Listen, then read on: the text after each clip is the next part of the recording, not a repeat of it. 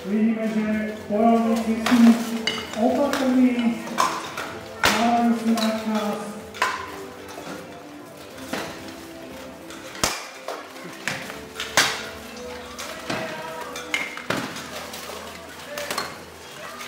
Snažia sa pomôcť navzájom. Vidíme silné údery ťažkými zbraňami, zhodenie dvoch bojovníkov.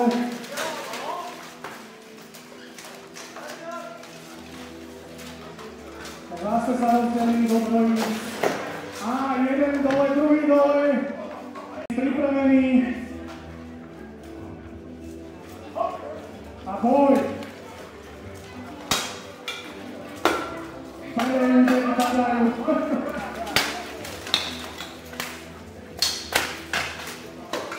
Ťažké údery na hlavu, na časti zbroje.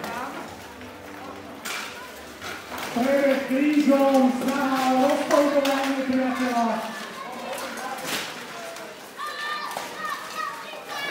A máme dvoch bojovníkov na zemi.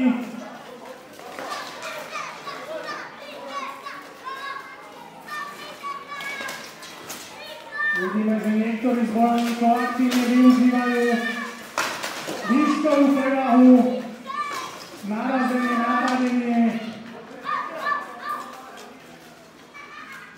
Ťahajú si zbrane z rúk, snažia sa získať akúkoľvek výhodu, či už silou, alebo výškovú, alebo rýchlostnú.